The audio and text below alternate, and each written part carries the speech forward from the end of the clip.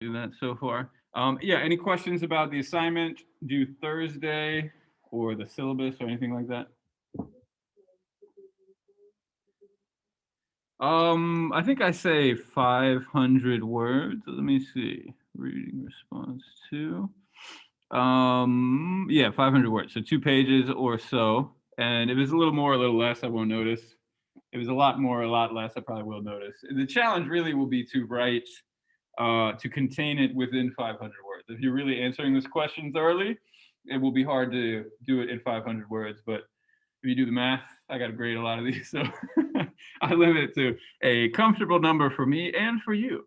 Um, so yes, two pages. As before, I recommend to write in multiple steps. No matter how good of a writer you are, generally you will not write your best work the first time around. So when you're feeling inspired, maybe even after this class or tomorrow morning, you can write out a first draft, put your ideas out there, right? Kind of organize them. Because writing is thinking, right? As you're writing, you're sort of thinking, read a little bit, refresh your memory, maybe even check out the slides, go back to what we talk about today, and then come back to it, right? After you have this first draft, then you can come back the next day, clarify some things, and sort of clean it up. I know that's in an ideal world. The deadline is Thursday, which is sort of soon. It doesn't give you a ton of time to prepare. But if you are swamped this week and you need an extension, I'm very generous with those. Just let me know. So that's about it. Any questions? Chat, you guys got questions? All good? Okay. All good. Good. Yeah, so we've had a little bit of a lull the last couple of weeks. Our exam was a pretty long time ago now. We didn't have any assignments. So now we're sort of getting back on the horse, and I'm giving you guys some things to do, to think about. This is just a little review from last time. We talked about meditation, different kinds of meditation. And again, this will kind of echo in what we are talking about today. So we can begin to see these meditations in a new light. So one thing is calming meditation is bigger than just Buddhism, right? You can stare at the wall and calm yourself. It doesn't have to be explicitly Buddhist. We saw the headspace meditation was pretty calming, right? When you're stressed out, that's sort of the point. Insight meditation, a little bit different. This is kind of what the Buddha comes up with. And as we saw in the Anne Gleig reading, the American Dharma reading, this is the special Buddhist meditation practice. I just realized I'm not plugged in. I don't know why I realized that, but I should plug it in. Yeah, so Vipassana is actually it's the Pali word. It's not Sanskrit. Let's just say the South Asian word for insight meditation. And the only reason I highlight that is I think in Gleig, she talks a lot about the word Vipassana and kind of where this tradition comes from, particularly in Southeast Asia. So these are two basic categories. One, you focus your mind. The other, you use your mind to analyze things, come up with feelings, come up with understandings, and then you can go back to the calming to sort of lock those feelings in or lock that understanding in. So again, we went over that last time. We tried a little meditation. MBSR is sort of the famous program, mindfulness-based stress reduction. Headspace does not use this term because it's copyrighted. I'm pretty sure it is copyrighted. I could be wrong, but Headspace does not claim to be MBSR, but it does claim to be mindfulness, right? So they're pretty much doing the same thing, slightly different branding. Obviously, Headspace has the soothing British accent of Andy Puttycombe. Questions about meditation? Again, that's just a review. When we got to Tantra, I was crashing pretty hard, so I apologize if things weren't totally clear there. I can try to clarify them now a little bit. This was basically the conversation we had last time. So we read this. Oh, Lauren, do you have a question? No, it's just not letting me mute. It's not letting you mute? All right, why don't I? Okay, yeah, it looks like it worked. So I introduced you to Tara, right? We talked about Tantric Buddhism and how there are these scary deities. Remember the scary deity? We looked at with the fire and the teeth and the eyeballs and that sort of stuff. Maybe I didn't quite get into sort of what is their deal and what use are they. And in the world of spirits, and especially with the Buddhist magic book, we're going to get deep into the world of spirits. There are kind of good guys and bad guys, right? So the bad guys make you sick and they give you trouble. And, so some sort of demon could come and give you a problem. And I know that feels antiquated and uncomfortable, but it's what Buddhism is, right? And so again, we're going to figure out why that is uncomfortable today and focus on that. So there are good guys and there are bad guys. The bad guys give us problems, but the good guys, especially if they're scary, wrathful, fierce good guys, can help protect us from the bad guys, right? So one very classic metaphor for a bad guy is your negative emotions. Remember, you had the gold covered in the filth. Remember that, right? So the filth is your negative emotions, your anger, your jealousy, your pride, whatever else, all these negative emotions. And so what is Vajrapani, that sort of scary, wrathful-looking guy, doing is he's violently and aggressively subduing those negative emotions, right? So this is a Buddhist reading of violence, and it's trying to retrieve violence. It's saying, actually, if your enemy is kind of this evil, right, these evil negative emotions, then we should aggressively confront them, right? Let's say I can feel jealousy coming on and I have some sort of tool to stop that jealousy from coming on. I should be strong, right? And say, no, I will not be jealous of this person who is, getting the thing I want, right? This whatever, this job or this opportunity or this grade or whatever, right? That thing that I really want and I worked so hard to get, right? But they're getting it instead of me. See that coming, and then just like the scary, wrathful guy, shut it down, right? So it's almost opening a side of our psyche, right? A side of our being, an emotional side of us. It's a gear that maybe we aren't always allowed to go into, that violent, powerful side. What Tantra is trying to do is open that up, right? And it's secret. It's esoteric. Do you guys remember this word, esoteric? It just means secret. What is the opposite of esoteric? Exoteric. Yeah. So everything we've been doing so far is exoteric, but this Tantra stuff is esoteric. It's secret. And so if you want to practice it, you have to go through initiations and that sort of thing. And so another form of this tantric practice involves kind of more peaceful deities as well. And again, in the Buddhist magic, if you were able to follow along, I admit it was a pretty challenging reading.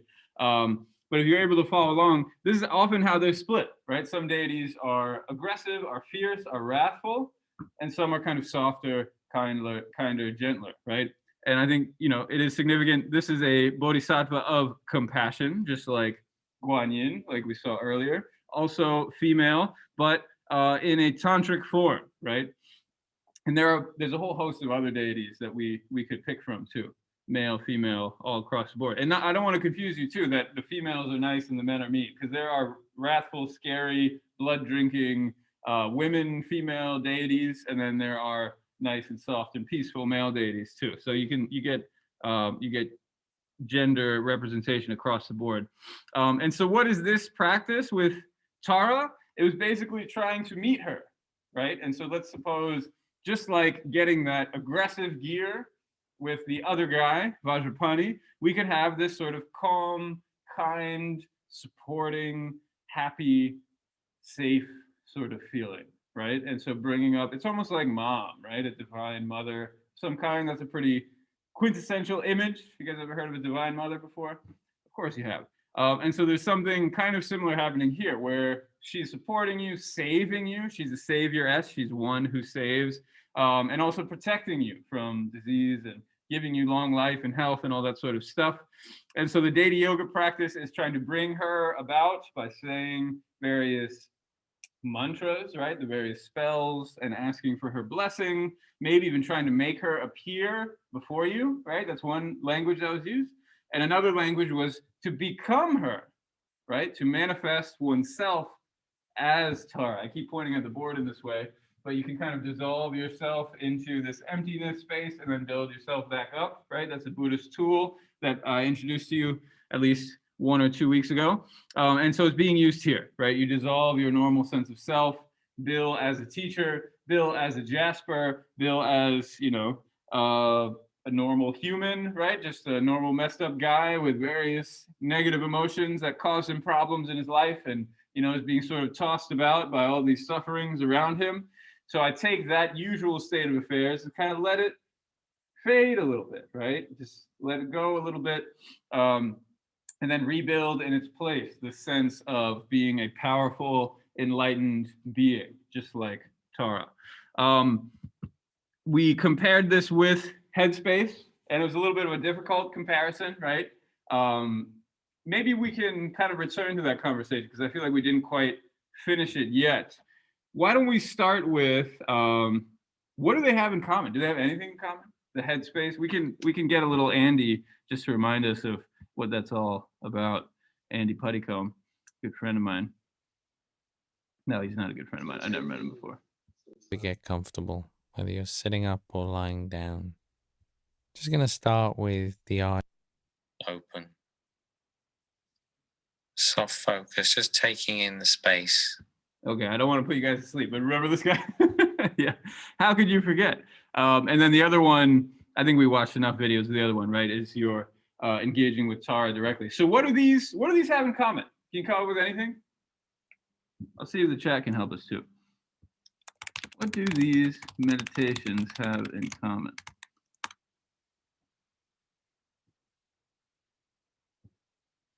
Again, the comparison is difficult because it feels like apples and oranges, right? If you have apples and oranges, what can you say? They're both fruit. They both have large quantities of liquid and sugar inside of them and various other nutrients, right? So there are comparisons to be made, even if things are different. So what's the comparison here? What do they have in common?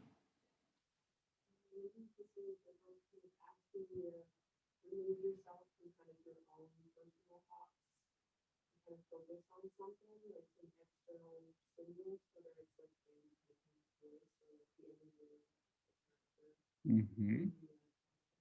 Wonderful. So if you couldn't hear, Sophie said both of these techniques are asking us to step away from our usual way of being, right? My usual everyday self. Do you guys have a usual everyday self? Whether you recognize it or not, I would argue that you do, right? It's just your sort of, your baseline, right? Your normal, this is my personality, this is just the way I am. You guys ever say that sort of thing?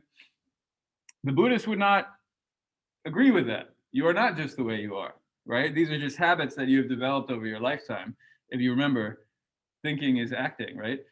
These are habits that you developed over your lifetime. And of course, you don't have to subscribe to this, but this is how the Buddhists would explain it. And through these sorts of techniques, you can change your habits, right? The ways in which you think, the ways in which you are, or at least the ways in which you conceptualize yourself in the world. So, like Sophie said, we have this everyday self that we usually think of ourselves as being. We can kind of step away from that, right? And either ease into the soothing voice of Andy Puttycomb or enter into this world, this creative world of Tara. But either one, we're moving away from our everyday self and then kind of coming back, or maybe not coming back and maybe just sitting into that more empty sort of space, or trying to supply a new image like the image of Tara. That's a great explanation. And something also required in both of these, we sort of already went over this, but is focus, right? You need to be able to focus your mind. You guys agree? Like if you're having a scattered moment, you would be unable to focus on Tara. You'd be unable to focus on the Headspace meditation. And so both of them require a certain degree of mental poise, mental focus. And maybe one difference, as we've already put it, is we're focusing on different things, right? So in the one case, we're focusing on Tara. What would you say Headspace asks us to focus on? What do we focus on in the Headspace meditation?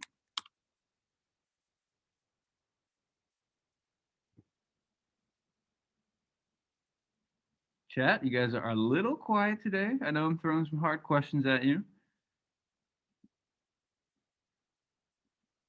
It makes you focus more inward, like your body and stuff, and sort of like stress.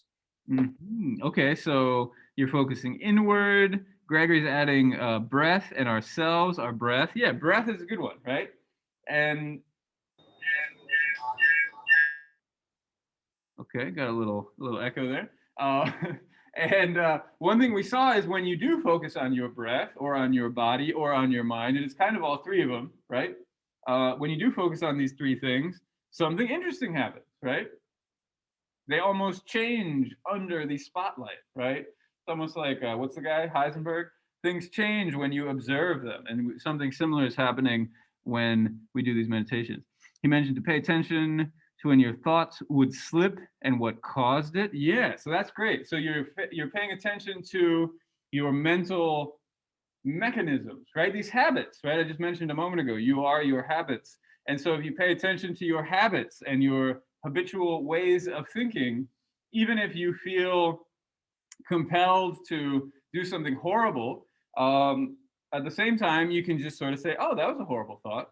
I wonder where that came from, right? And just sort of let it pass on by, right? If only a certain white supremacist did that last week, would be a very different week for a lot of people.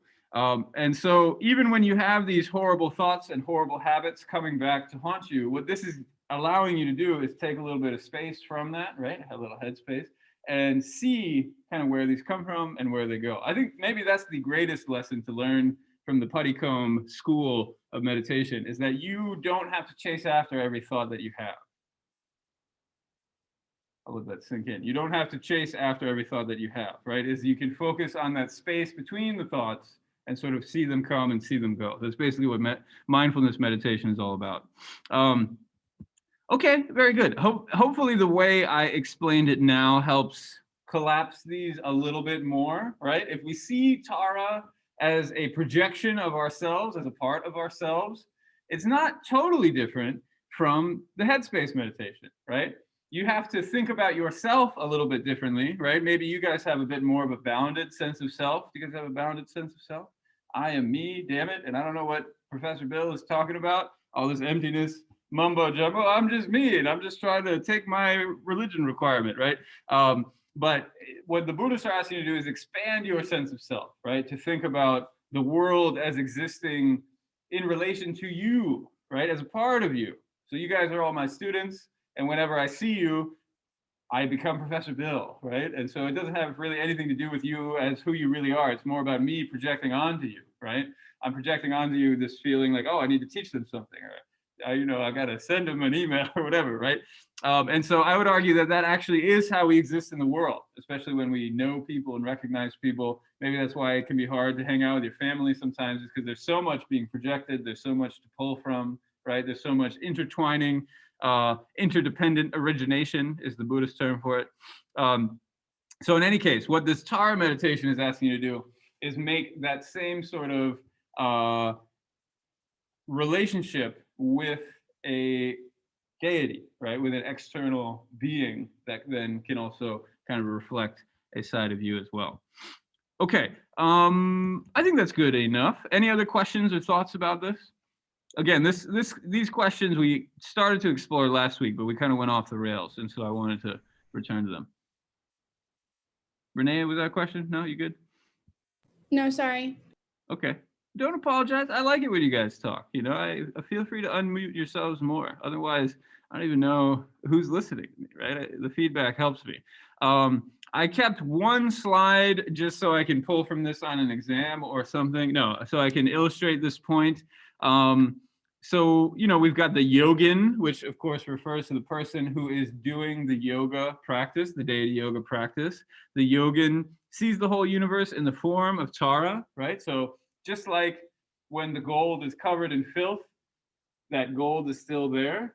This then gets expanded to the entire world, right? We can kind of grow that gold and shrink the filth, and then all of a sudden there is no filth and just everything is gold, right? It's sort of a logical extension of the Buddha nature conversation we had before.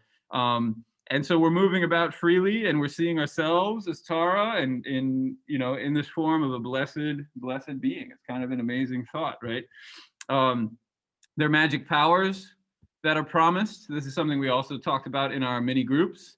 And the other promise is, if you do it a different way, is you can behold Tara before your eyes, right? So you can become Tara and imagine yourself as Tara and the world as Tara, the whole universe in the form of Tara, or you can imagine her in front of you and kind of have a conversation with her, engage with her in whatever way you want to. And of course, like I said, this kind of deity yoga can be applied to a whole host of bodhisattvas and Buddhas and all sorts of different beings. And what's cool about Tantra is there is a huge pantheon. There are all kinds of different deities and beings and that sort of stuff. So we won't get into that too much, but we will keep going with Tantra next week. No, the week after next. We're going to talk more about ghosts next week. Is that next week? Anyways, I won't look at the syllabus. Okay, so that's deity yoga. Now today we're doing something new. Buddhist modernism. A little bit of a turn, but you'll see that everything kind of ties together today. Have you guys heard of modernism before? If you take the ism away, you're left with modern. What do you think modernism is talking about? This is a term that's loosely used across different disciplines to mean sort of different things. So like in English class, you talk about the modernists. You guys know who the modernists are in English class? I think it's isn't it? Isn't it like T.S. Eliot and those guys? The Wasteland weren't like the sort of the beginning of modernity. Yeah. So I guess it would be World War One if we want to think World War involved with it. Westernizing, yeah. So modernizing, changing, westernizing, current or contemporary. Okay, yeah. So you guys know what modern means. When does the modern era begin is sort of an open question. People argue about this. I'm going to say the 19th century. And I even have a slide. Actually, we can look at the slide right now. Here's a picture from the 19th century. It's from 1893. And of course, you guys already know this, but 19th means 1800s, right? 19th century, 1800s. 1893, we have Angarika Dhammapada. You probably didn't recognize him, but he was in the reading. This is Swami Vivekananda. He's another very famous guy. And then this guy, does anybody recognize him? He's Nikola Tesla. Is he like a car company or something? Who's Nikola Tesla?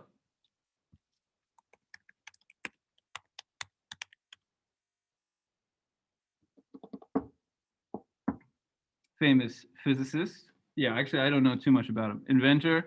People say Edison sort of ripped him off about inventing electricity. And so he made great contributions to early study of electricity. And Elon Musk likes him, so he named his company after him. So anyways, it's interesting to see. We have this event in 1893. It's called the World Parliament of Religions.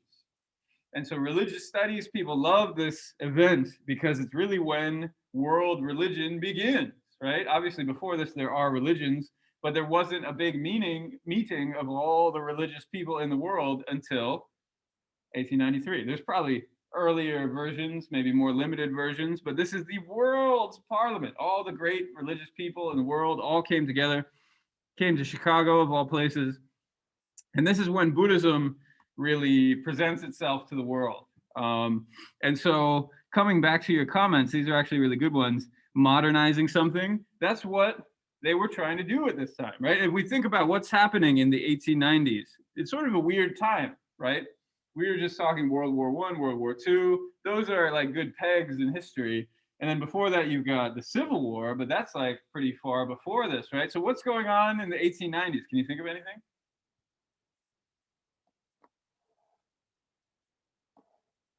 See, I told you, it's kind of a weird time in history. There are things you can think of, I'm sure. General trends. I'm sure there were some wars fought. Yeah, Victorian England. That's actually, yeah. Yeah, excellent. Yeah, so Queen, if you guys couldn't hear, there's actually, I think I used this term, yeah, much later, but Victorian, right? Victorian England is leading up to the very beginning of the 20th century. And during her reign, there's industrialization, right? That's a big idea that's happening now, and that's tied up with modernity, isn't it?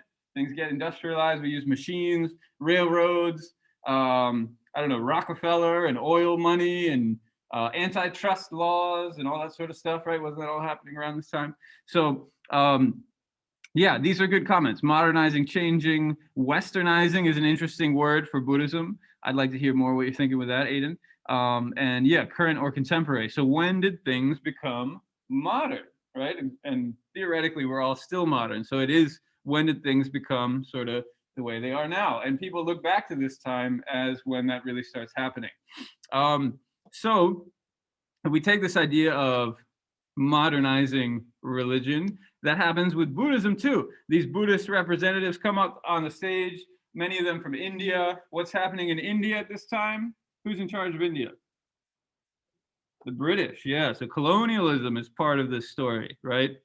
Not just in India, but also in Burma, Japan, Thailand. Oh, actually, no, Thailand was never colonized, but they were definitely affected by their colonized neighbors. Basically, everybody around Thailand was colonized.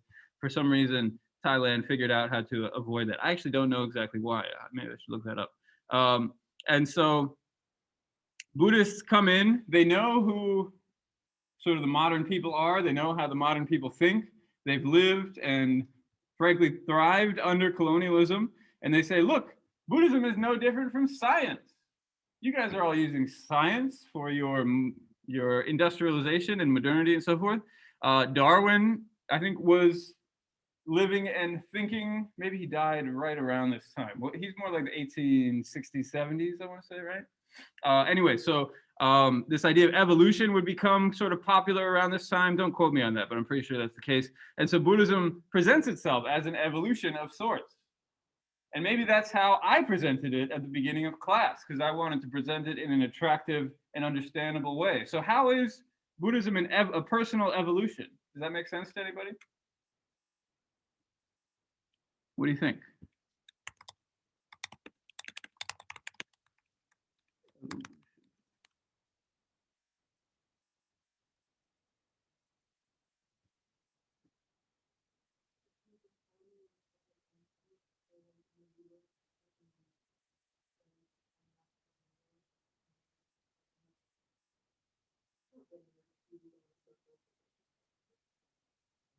Okay.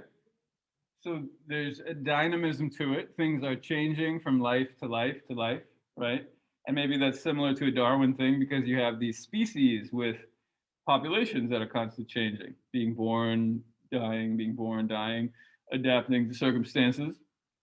I like that. Where does evolution come in from this background? I think you're describing the background pretty well. Yeah. Yeah, exactly. So remember, I'll use my not hurting arm. Remember when I drew on the board, right? We are down here and you go up kind of different levels and you become more of a Buddha. I mean, this is a very sort of progressive model where you take one step at a time. And well, I'll just tell you, it's not wrong, right? That is how the Buddhists talk about it. The Buddhists say there are 10 grounds and you go up 10 grounds, and once you get to the 10th, then you're enlightened, just like Patrick's saying. And so it's not an incorrect model, but the Buddhists were able to sort of skillfully present it as such, right? To take what they saw as an opportunity.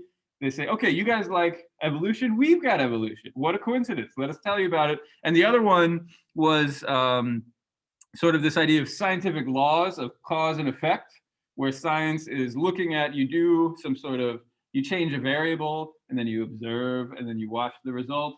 And, it's not so different from Buddhist ethics, right? With karma, you do some sort of thing, then watch the result. And in fact, I drilled this into your guys' heads for the last exam, that the Buddha's final words were basically exactly this, right? Live your life like it's some sort of experiment, pay attention to the cause and effect. And again, one reason is not to say it's wrong. The Buddha did say it. He did, right? It was his final words. But the reason I honed in on this is it's an attractive idea. It's very logical, right? And so to emphasize these logical, rational elements of Buddhism was a very effective approach. And so it worked. And eventually these figures developed a whole meditation program, a mental method, a method of mental purification, a universal remedy for universal ills. This might come out a little bit weird, but I think we can unpack it. Does modernity have a universal ill? So we all live in modernity, right? We're in a modern age. What sort of ills does modernity bring to us? What are the ills of modernity? Do you guys have any ills?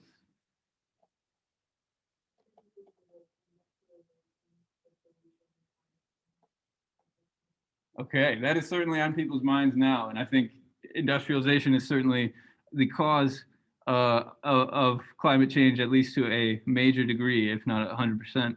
Aiden says no. There are no universal ills of modernity. Come on, guys. What about Puttycomb? What is his business model? What kind of ill is he trying to solve? You guys, is anybody stressed right now? I mean, maybe Aiden is not stressed. Aiden, you stressed? I'm gonna call you out, Aiden. Aiden, are you stressed?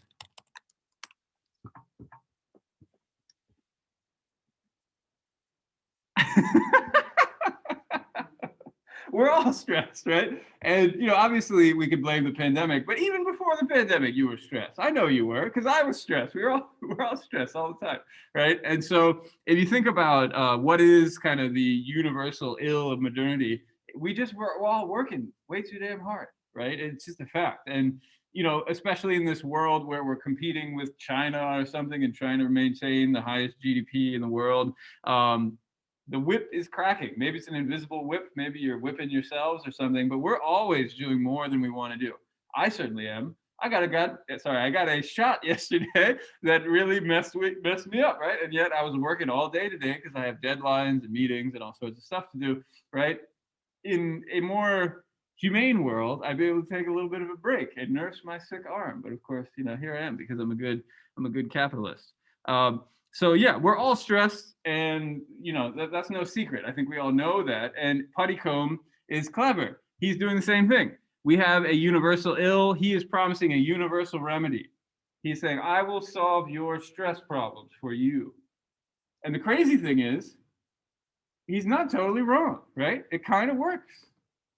Yeah, I think last time in particular, I remember it was nighttime. It was a little bit sleepy, but we had a nice meditation session. It's sort of long, right? 10 minutes long. And afterward, I think there was a nice just sort of vibe in the room, right? I felt much better. I don't know about you guys. It is a really nice sort of practice. So it's really interesting. It's not a crazy promise that they're making here. And I think that's why it's kind of an effective one, is because there's some truth behind it. So from this promise that we will cure the ills of modernity, you get this rational, universal, socially engaged, free of cultural and institutional accretions and devotional and ritual practices. This form of Buddhism privileges meditation as an empirically verifiable practice at its center, right? And that is what Puttycomb does. He didn't quite do it in the clip that I showed you, but if you watch the Netflix show, that's what he does every episode. He's like, this is science of the mind. And again, he's probably not wrong, right? If you test an entire class of people, have them do the stress meditation, I bet their cortisol hormone levels will probably lower, right? There are scientific ways to study these things. This term might confuse you guys. Free of cultural and institutional accretions. Have you ever heard of an accretion before?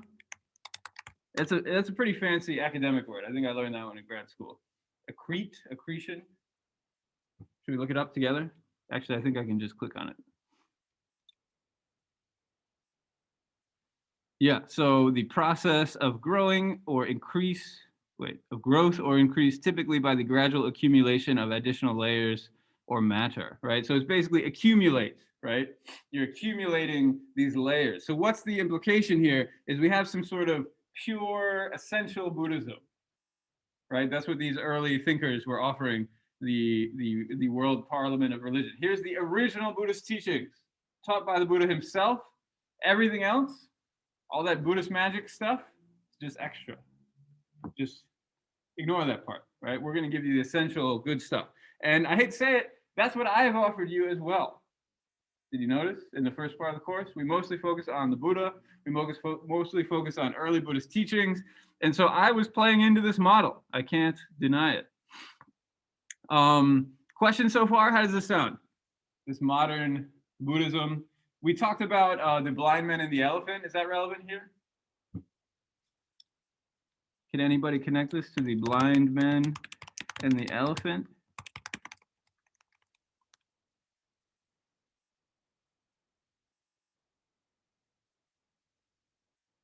It's an important connection we could make here. And that was Keown's point when he started his book with the blind man and the elephant, was basically to call out this sort of trend. He didn't quite have the language. Kyon, I think, was published in the 90s. I want to say 92. I think I mentioned this is a new book. This is 2019. Between the two, there are other books about Buddhist modernity, modernism in Buddhism, but they hadn't come out in the 90s. They're not till, let's say, 2007 or so, I think is the first one. So let's see if we can make a connection. Blind Man and the Elephant. Maybe you remember, what's that story about? You've got the blind man, you got the elephant. We are like the blind man, the elephant is Buddhism. We can't see the whole thing, but we're sort of feeling around. We hold on to the tusk and like, oh, this is pointy, it's kind of like a spear, remember that? So what parts of Buddhism are being held on to by the blind man here? What parts of Buddhism are being emphasized? And then the blind men shout, oh, this is what Buddhism is. This is what Buddhism's all about. Is it meditation? Meditation for sure, right? This method of mental purification, absolutely. Privileging meditation as an empirically verifiable practice. Yeah, so meditation is like the key practice for these guys. And one thing I realized when I was, able to live in China and do research there is not a lot of people meditate. This is kind of an American thing, right? This is a Buddhist modern thing. Let's say you go to Tibet, even if you go to a monastery and you interview every monk there, most of them will say, I don't meditate. They'll say, I read books, I debate in the courtyard, I do rituals, I do all kinds of things, but meditation is not necessarily going to be one of them. This was a new development, this idea that meditation is the central Buddhist idea, and it's probably one of the only things, that people in America generally know about Buddhism, right? So it's an interesting development, and it comes around this time. Other things that get emphasized, again, rational, universal, socially engaged is an interesting one, right? In our university values social engagement. There's the Arches program, right, where students go out and help people out in the world. That's something we like. We like when we go out and socially engage, right? And the Buddhists didn't necessarily have that same sort of practice. Again, the sense of self is different. I'm going to get a little heady here, but if you see yourself as separate from the world, as is often done in our society, it makes sense that you would then go out into the world to try to help people. But if you see yourself as deeply engaged with the world, this idea of social engagement doesn't make any sense, because every moment of your life you are socially engaged, right? You wouldn't have to leave where you are in order to become socially engaged, because you're already engaged, right? You're already a part of that society. So this idea of social engagement is a new phrase that Buddhists have picked up as well. And again, getting rid of all the cultural, devotional, ritual baggage. Okay, let's move on. American Buddhism. So I like this picture because I think it really encapsulates these two. Oh, we got a hand. Luca, what's up? I like that you used the hand thing. Or was that an accident? Lower hand. I think it was an accident. It was an accident. All right, I'll lower your hand. I think, yeah. Okay, well, feel free to raise your hand again. Or, if you have something you want to share, you're welcome to. Yeah, I like this picture. Maybe we can talk about the picture first. I think the pictures, they're worth many words, as they say. Is this uncomfortable to you? I could maybe phrase that a little more elegantly, but maybe we can just start with, what is your gut reaction to seeing this guy?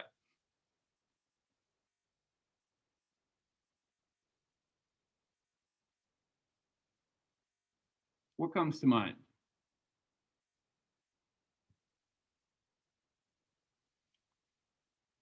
Looks like he could be a Kevin. Looks like an uncle, maybe an Anthony. Okay. Well, I looked him up. I went to his blog. We can go to his blog together. His name is Gunchok Norbu, which of course is not the name he was born with. I don't know if we'll find whether he was a Kevin or an Anthony. Remember blogs? His last blog post was back when you guys were like 8 years old. Is that right? Yeah, I guess you guys would be like 8 years old. So he's got to update his blog. But he seems like, a pretty nice guy. I don't know. Okay, looks like a Kevin, maybe an Anthony. Maybe I'll throw a word out for you. Would you say that this is cultural appropriation?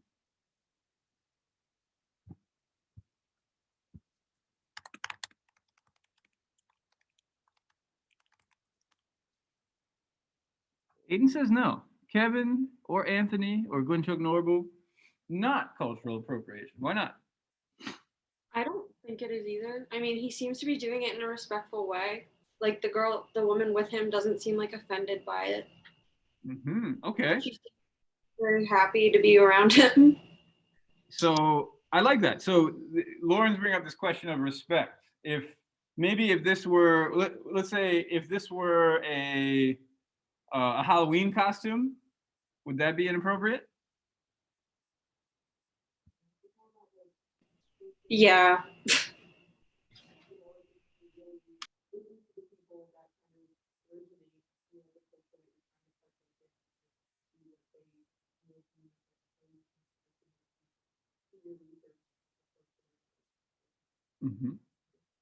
Okay, so you guys probably couldn't hear. It's his decision. They're accepting him. Yeah, and so what Sophie was differentiating cultural appropriation versus cultural appreciation, right? I think that's a wonderful way to word it here.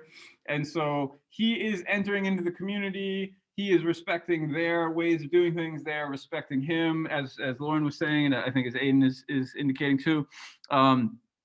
Do you think he probably took vows in order to become a monk? Probably, right?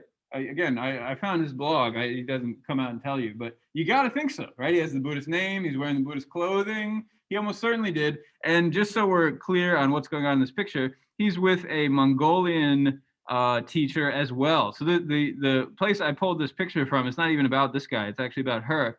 Her name is Ven Ama.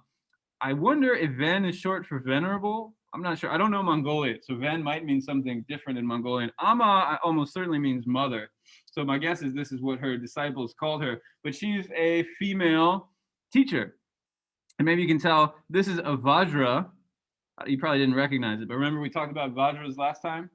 That kind of weapon symbol that Vajrapani was holding in his hand.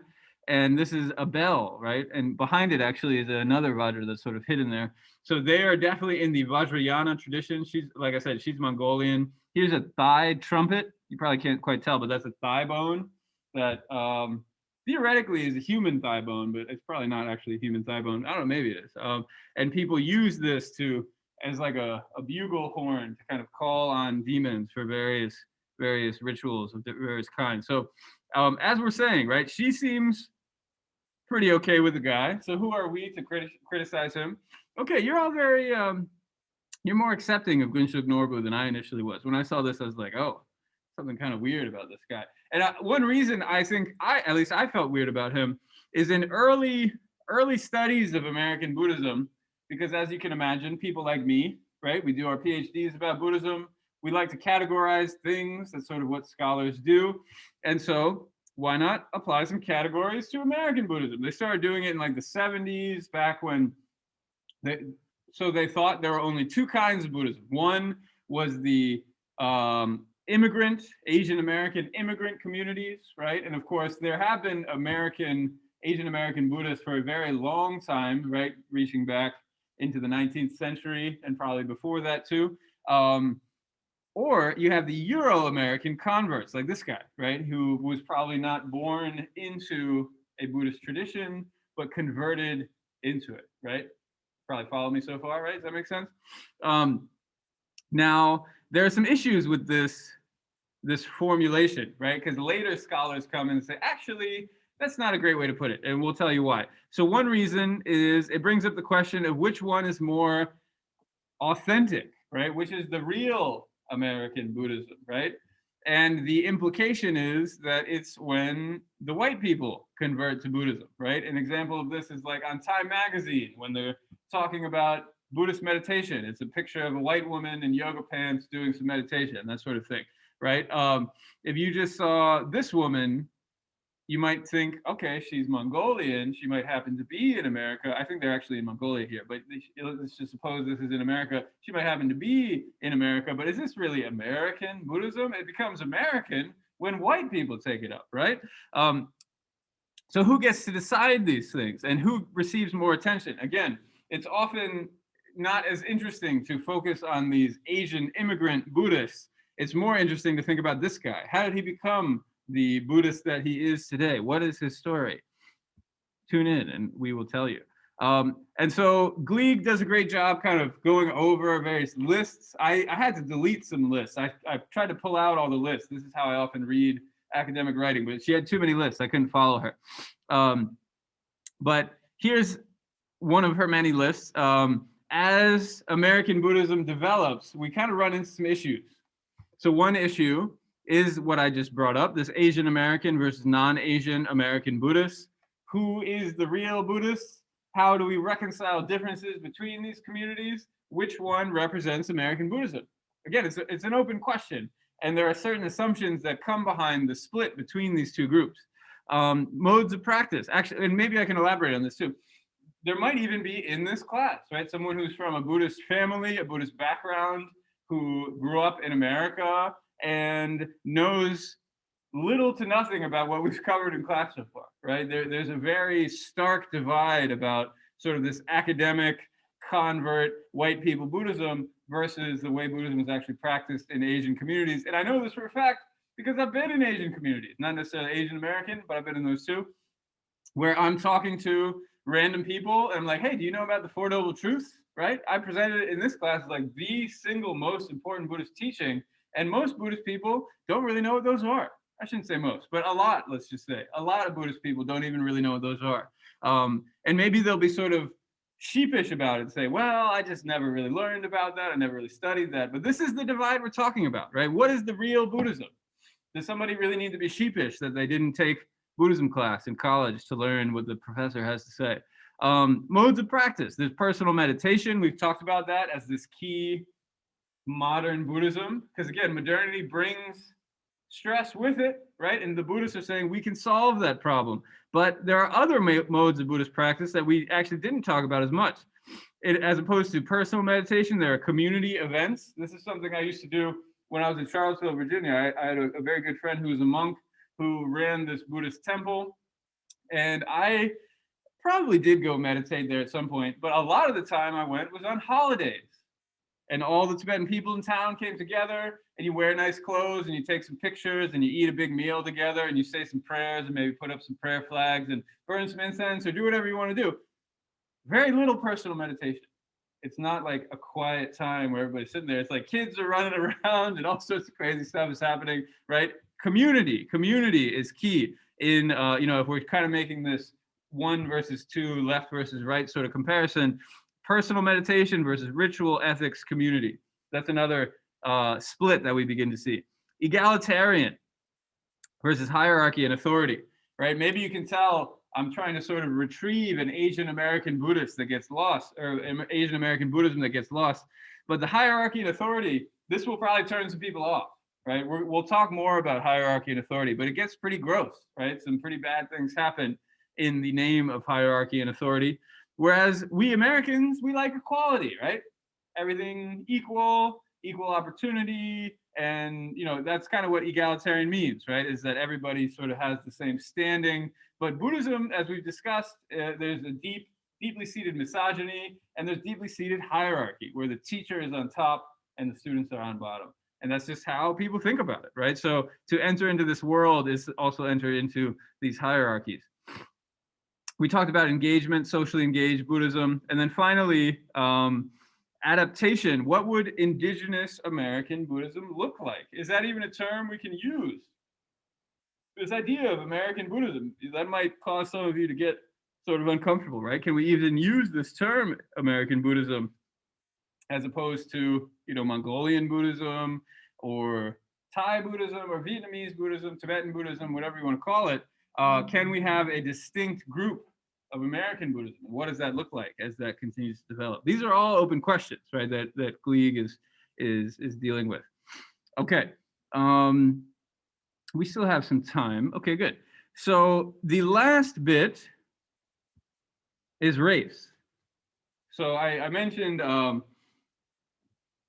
white supremacist terrorist earlier. Maybe I should be explicit about this. Is last week, actually 1 week ago, in Georgia, there was a white supremacist who killed 8 people, I think 6 of which were Asian, right? And so it has really disturbed many people's lives. I've spoken with many people directly, friends of mine who say, I wanted to go out this weekend and enjoy the nice weather, but I'm kind of scared and I don't want to, right? And it's not just this isolated incident of the white supremacist kid. Asian people have been getting attacked on the street. There are very horrible videos of like old people getting knocked over by random haters. And so something weird is happening right now, right? Something weird is happening right now. And it's tied up with this white adaptation of Buddhism. I'm not going to say that they're part of the exact same phenomenon, but maybe I can ask you, again, sort of a disturbing question, but what does it mean to be a white supremacist? What comes to mind when you hear white supremacy?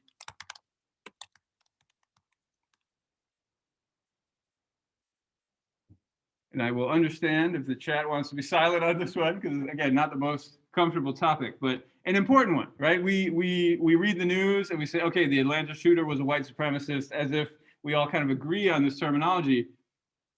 But I don't think we do, right? I don't think we necessarily know what we mean when we say that. What do we mean when we say white supremacy? I think it's like that white people are considered by white supremacists to be like the highest degree of race, I guess.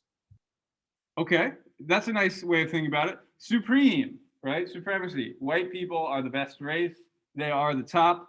And if you think about examples, you can think about Hitler, right? And the Aryan race sort of thing. Although that gets complicated because then you have to think about where do you divide white, right? Because obviously he doesn't include Jewish people. But for a lot of people, you do include Jewish people within the white category. So again, kind of a complicated question. What is white supremacy? We often associate it with our horrible past, right? Where white people owned other humans who are not white people. That's also part of our past. There's a nice, well, it's not nice, but there's a definition that's a little different that gets applied here. So why don't we focus on this for a sec? I'll put it in the chat. So the conscious, should I make you guys read it? No, I'll just read it. It's too uncomfortable. The conscious or unconscious promotion and advancement of the beliefs, practices, values, and ideals of Euro-American white culture, especially when those cultural values are represented as normal. Okay, so that's a lot of words. We can break it down together. And as you can see, it comes pretty late in the reading. So if you didn't get all the way through the Gleig reading, go back to it, because the very end, she really drops some pretty interesting gems of wisdom here. So conscious or unconscious, you can know you're a white supremacist or you could not, right? And I think what this definition is arguing is that actually we're all kind of in this a little bit together. I read somebody on social media post something to the effect of white supremacy is like high fructose corn syrup. It's it's like the upshot is that it's in everything. Like you don't know that it's in everything, but if you actually look at the label, it is actually in everything. And I think there's some truth to that, right? And this is a disturbing topic for me because Buddhism is my life, right? This is it's my profession, obviously, but it is deeply a part of my life. And so for me to kind of look in this mirror is a very disturbing exercise, and yet an important one, right? So the conscious or unconscious promotion and advancement of the beliefs, practices of Euro-American white culture. So it begs the question of what is that, right? What is Euro-American white culture? Some people have talked about this as Protestant Buddhism and how there are sort of Protestant theological elements that get inserted into Buddhism. There's a case to be made there, but this is, again, more wants to talk about race, and especially when those values are represented as normal, right? So if we go back, and this is the connection that I've been promising you for many minutes now. We go back, headspace is normal, right? Why is headspace normal? It's a little hard to nail down. I was forcing you guys to think, what is headspace? What does it make you do? But the assumptions behind headspace, that I'm a bounded individual, that I have a mind and I have a body, maybe a breath in between the two, we can all agree on that, right? This is normal. This is a normal way of thinking. But I have news for you. Not everybody thinks that way. Not everybody thinks, oh, here is my mind, here is my body. They are often dissociated, but if I meditate, I can reassociate them. It's a nice way to think. A lot of people think this way, and not only white people think this way, but there are many other ways to think about your spirit, your soul, your guts, right? even baked into the Chinese language. I was talking to a friend about this recently. Piqi, to say somebody has a short temper, is to say their spleen qi. You guys know what qi is? Qi, like the energy inside of you. To say your spleen qi is bad means you have a bad temper, right? And again, if you search within your body, you will find various emotions that are felt in various other places, right? A broken heart is not up here, right? Not even close. A broken heart is down here. When you're nervous, butterflies in your stomach, that sort of thing. So body and mind and breath is not the only way to think about yourself. And there are meditations built around your organs as well, particularly in Taoism. So why is headspace normal?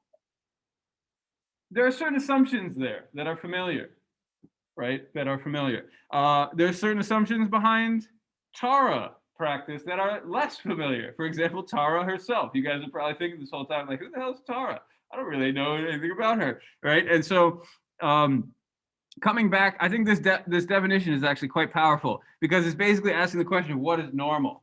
What do people expect to be normal? The clothes we wear. I'm wearing normal clothes, right? What if I showed up the way that this guy is dressed? Would that be normal? It would not be. I was trying to kind of lead you guys in that direction, but you refused to go there. You were all very empathetic toward him, so I commend you for that. I was trying to get you guys to make fun of him. But you can't help but give him respect when you start thinking about it this way, right? He is resisting white supremacy, isn't he?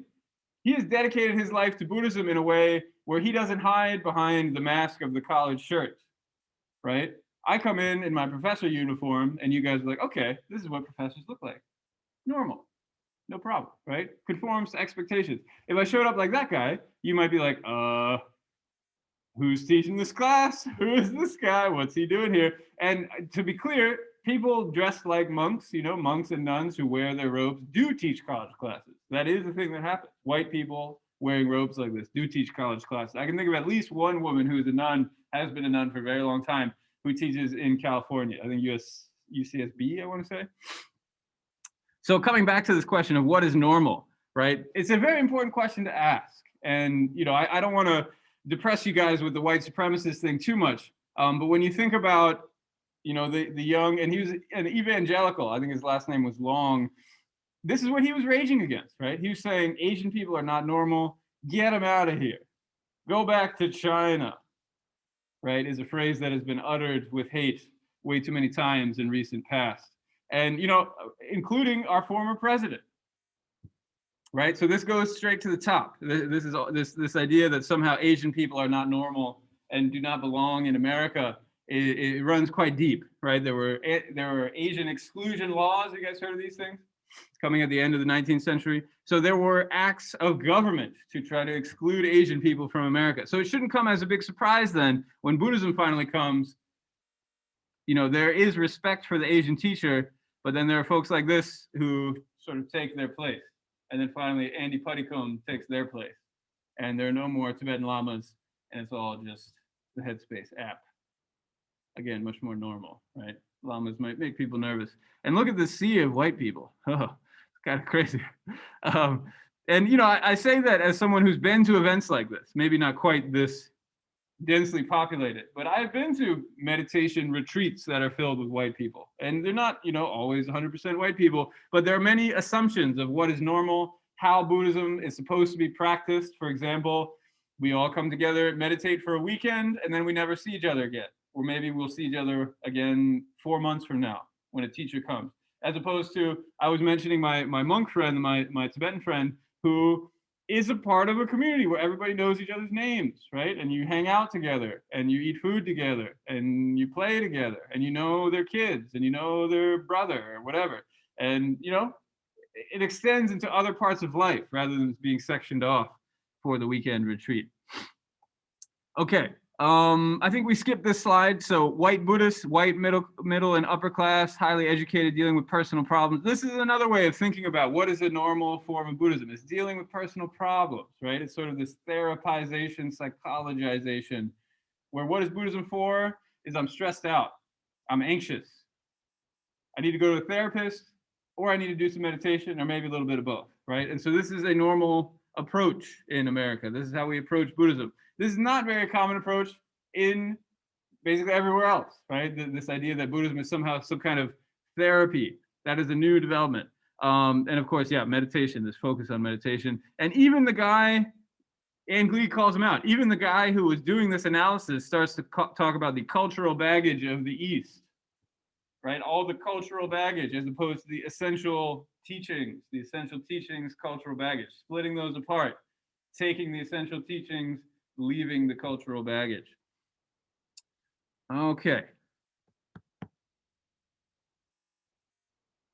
White supremacy. What can we do? Oh, this is a nice differentiation. Maybe I didn't copy this out, but cultural articulation versus racial articulation. Why don't I'll turn to this and we can conclude with this. Actually, I have one more slide for this section, then we can take a break. Is it almost break time? Yeah, this will time out well. So what are we looking at? Page 44. And if for future reference, the pages are a little weird in this because this was an online edition that I could access. I don't actually have a physical copy of the book. If I did, I would scan it for you. But page 44 is the physical copybook, and page 17 in the PDF is what have it. So let's think about what's the difference between these two things. My paper clip fell. Okay, so cultural rearticulation. I'll read it to you. A way of representing religious tradition from another's culture into the ideas and practices that are familiar and meaningful to people of one's own culture. Is that what happened with meditation? What do you think? I'll read again. A way of representing religious tradition from another's culture into ideas and practices that are familiar and meaningful to people of one's own culture. That sounds pretty good, right? That's pretty close. Okay, now let's consider racial rearticulation. The acquisition of the beliefs and practices of another religious tradition and infusing them with new meanings derived from one's own culture in ways that preserve the prevailing system of racial hegemony. Oh, now is that what's happening? I'll read it again. So this is racial rearticulation. The acquisition of beliefs and practices of another's religious tradition and infusing them with new meanings derived from one's own culture in ways that preserve the prevailing system of racial hegemony. What is the prevailing system of racial hegemony? Does that show up in this American Buddhism? I hate to say it. Is that like saying that like people from like America or like Western culture sort of like look at Buddhism and be like, well, actually it's this because in American culture or Western culture, it's like sort of like westernizing this sort of religion, I think, is what that like to tie it into the Buddhism thing. Good. Yeah. Well, and so basically the question we have is, what does it mean? I'll read it again. To preserve the prevailing system of racial hegemony. I think that's what Stephen was trying to answer. He used the word, westernization, right? To westernize something.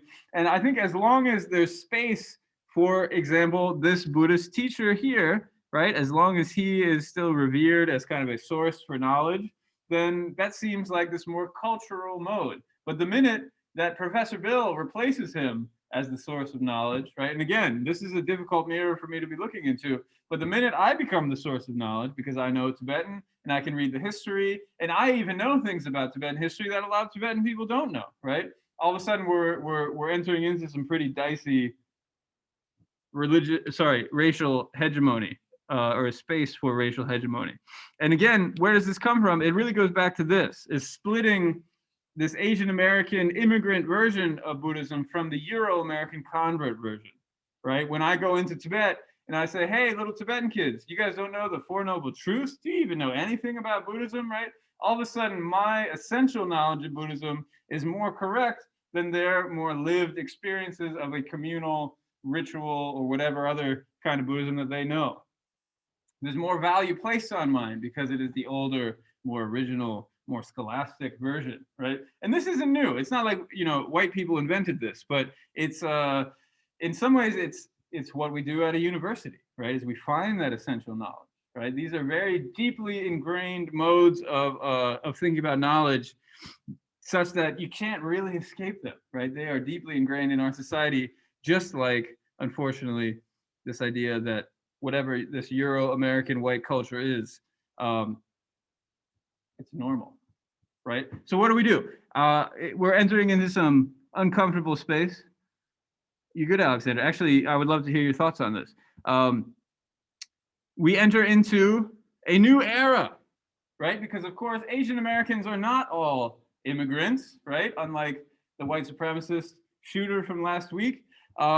There are Asian Americans who have long been in this country for many, many generations, particularly in New York, but also San Francisco, across the country, right? There's a long history of Asian American people in this country, and even Buddhists, right? Maybe I will share with you, my parents are Buddhists, right? My parents are white convert Buddhists, right? So for me to read this, I'm reading about myself. And so where do I fit into this, right? Because I'm not a convert. I didn't convert to Buddhism. This has been my whole life, right? This is something it's like America was stolen from the Native Americans, right? I didn't steal it from them, right? I'm just living here. So at the same time, it presents pretty complicated issues. This young Buddhist editorial offers an answer. Why don't we watch? It's a very, very short clip.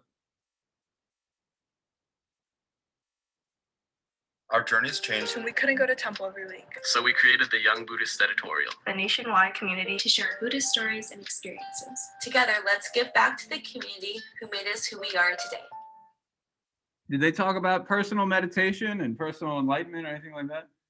Community, right? It was a 12-second video. I think they said community at least once, maybe even twice. And so this question of how Buddhism should be approached, Gleig says we need to rethink this American convert meditation-based Buddhism. And hopefully I've made a case for this, right? There are cultural aspects, or the way things that are often presented as cultural aspects that are really deeply and importantly part of Buddhism, right? In my own experience with Buddhism, the thing that was often missing was community, right? The community I went to were these weird weekend meetings of white people, and I was just like, oh, you guys make me uncomfortable, right? And so one reason I went to Tibet was to look for this Buddhist community, and frankly I found it, but at the same time I wasn't exactly a part of it either. In some ways I learned that I could not be. So it's still an open question, right? How to kind of mend the rift that has developed between this essential Dharma, the Four Noble Truths, the personal meditation, the personal approach to enlightenment, and the more cultural Buddhism where people take care of each other.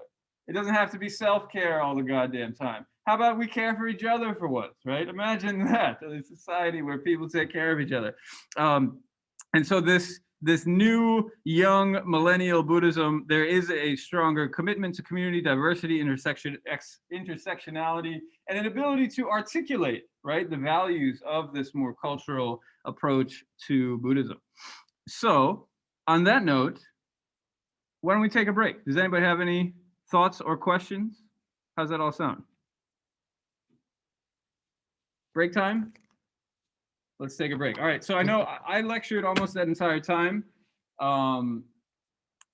You all will get a chance to do things when we come back. So have a good break. I'm gonna go finish my dinner because I did not do that yet. Do you feel like you'll be able to talk about Buddhist modernism? Do you have a handle on it?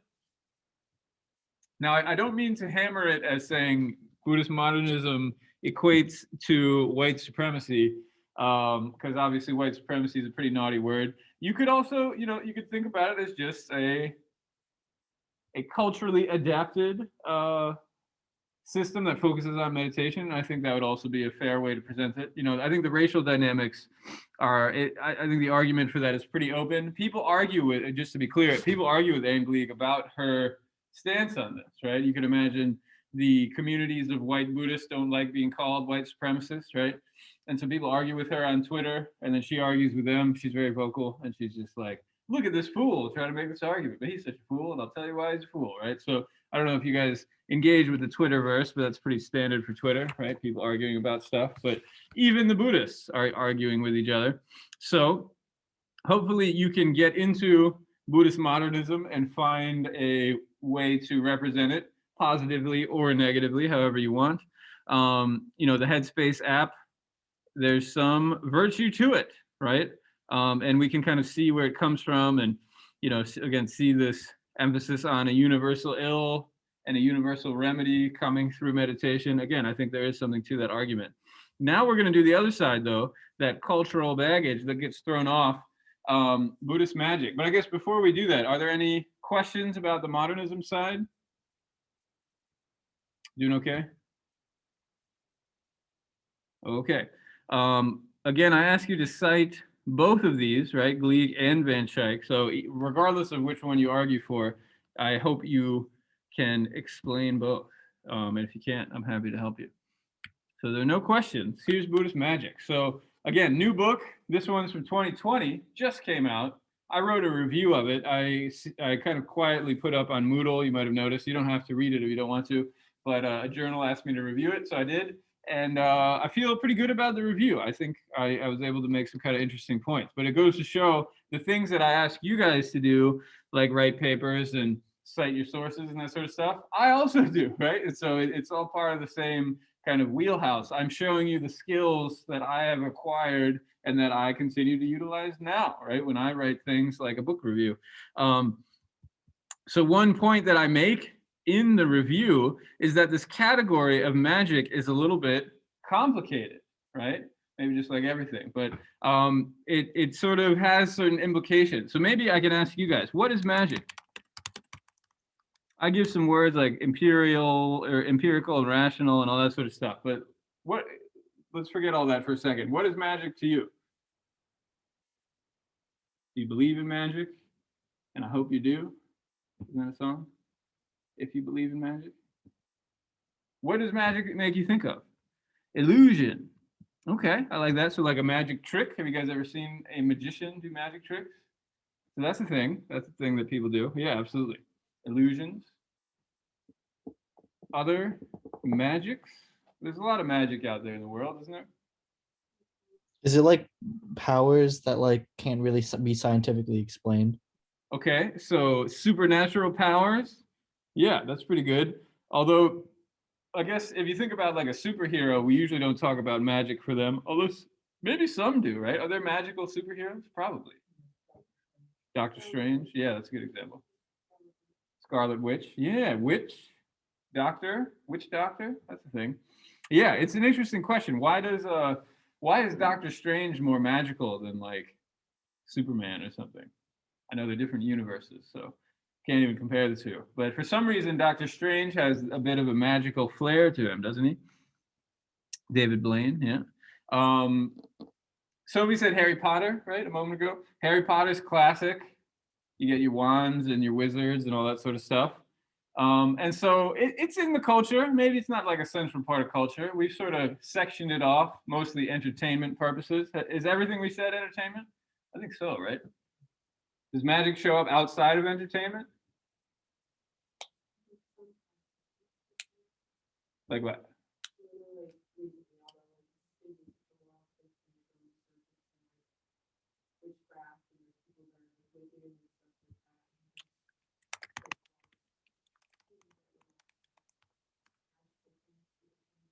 Yeah. Witchcraft, Wiccans. Did any of your friends become Wiccans in high school? I think I knew a guy who became Wiccan in high school. I don't know if he knew what he was doing, but that's what he said at least. So there is something appealing about magic. Maybe not everybody is attracted to it, but it does have at least a little bit of a hold on our imagination, doesn't it? So I told you I would talk about Victorian era stuff, Victorian anthropology. So this is the turn of the 20th century, meaning around the year 1900, right? The turn from the 19th into the 20th century. So there was this separation. Again, scholars were doing this. You get science, you get religion, and you get magic. And they're all kind of tied together in a way. That's what these guys would argue. They're all trying to figure out how the universe works, right? The laws of the universe, maybe how to manipulate the universe. Again, this is coming at the beginning of industrialization, beginning of the modern period. Maybe not even beginning, but let's just say on the early side of the modern period. And so there's a sense that magic is basically just bad science, right? So someone who mixes up laws of causality, who thinks like, if I eat a walnut, it's good for my brain because it looks like a brain. And so they even came up with terms for this. You don't have to know this stuff, but sympathetic magic. Have you ever heard that term before? So that's an academic term where like results in like. It's sort of like a voodoo doll. You guys familiar with voodoo dolls, right? So you can make a doll of your professor, and if he ever gives you a bad grade, you could poke it, and then that would hurt me, right? And so actually that one might be different because if you get like my hair involved in it, it's not just like results in like. But in any case, there's a sense that you can manipulate the world by making effigies of things that you want to manipulate as long as they resemble each other. This is a magical principle. But then, of course, science comes along and says, that is ridiculous. There is no rational mechanism to explain that law of causality. There is no law of causality operating there. And so therefore, we don't need to believe in magic. It's just superstition anyway, right? Religion is sort of stuck in the middle. It's not quite as bad, it's not quite as wrong as magic, but it's not quite as right as science. It's sort of like a little bit good, but not as good as science, right? And that's kind of the position it still holds, isn't it? Right? Where you can come to this class and learn a little bit about meaning and ethics and that sort of thing, but still it's not quite as correct, factually correct, as the world of science. So there's a long history of thinking about these categories in this way. Not as long as time itself, of course, but about 150 years now, people have been separating science from religion and from magic. Before this period, things like alchemy, you'd mix it all up, right? You get your chemistry, but then you'd also have this idea of turning like lead into gold, right? The Philosopher's Stone, another Harry Potter reference. That's what people like Sir Isaac Newton were actually kind of looking for. He was an alchemist, even though we think of him as a scientist. A lot of people kind of dabbled across the board here. They were not so well separated until pretty recently. So when a book like this comes out, Buddhist Magic, I would argue we have to think about this, right? Is what makes this not religion? What makes this not science? Maybe that's an easier question, but what makes this not religion? Why is this magic instead of religion? That's actually sort of a hard question to answer, and I'm not going to make you guys do that. But what I am going to ask you to do, actually that's on the next slide. Well, maybe I'll ask you to do it now. We can switch these slides. So we have this book of Tibetan spells, a Tibetan book of spells, translated for us. So if you haven't opened it up yet, please do open it up. Again, it's Van Schaik. He's our translator. It comes kind of in the back of, it's not even a particularly long book, but there's a discussion before it where he introduces some of the concepts, and then he spends a whole chapter kind of taking us through the book of spells. And so, yeah, this on page 129. But I guess you guys have the PDF, so you don't even have to turn to it. And so what I want you to do is, where are examples of healing? Because again, your writing assignment will be about dealing with the sufferings of disease and all the other sufferings associated with the pandemic. And it doesn't have to be just the disease part, right? Because as we said, there's a lot of other stuff we're all dealing with right now. So what are some examples of healing in this book of spells? What is the logic? And I would argue that there is a logic. It doesn't necessarily have to be one we agree with, but like, for example, have you ever heard this before? If you eat a walnut, it's good for your brain. You guys heard of that before? So anyways, there is a logic there. It looks like a brain. And so if you eat it, it'll be good for your brain. So what is the logic of these spells, of these magic rituals? And how is this magical healing different from religion and science? And if you want, you can compare it to Headspace. And then finally, maybe you've heard this before, but how has magical thinking shown up in the American response to COVID? I only put that in because a lot of journalists have accused the American government of engaging in magical thinking, even schools, actually. There's some McSweeney, you guys probably don't know what this is, but there's like a satirical higher education website where it was talking about like the dean of magical thinking or something like that in sending students back for the COVID semester. And so how do some of the Buddhist rituals that we're reading about here, how could those be adopted for our age of COVID? So again, what I'm asking you to do is to step into this world of Buddhist magic It's going to be weird. It's going to be uncomfortable. And we just talked about why, right? It's not normal. This is not the normal thing for our society. We have thrown this stuff out for the last 150 years. And so what this book is trying to do is let it back in. And that's what I'm going to ask you guys to do too. So those are my questions for you. Do you guys have any questions for me? It's basically get ready to write your short reading response, right? And this is, I'm giving you a chance to kind of dig through it, and we'll dig through it together, but I want to give you the first shot. So it's 8:35. We could probably do this for like an hour, but we don't need to do it for an hour. So why don't we do it for like 15, 20 minutes? Does that sound reasonable? Work through it, go through some of the reading stuff. Would you guys prefer to work together here, or do you want to plug into the internet? Work together? Here, I'll turn the lights on brightly so you can see your various things. All right, people in the chat, I'm going to break you out into rooms now.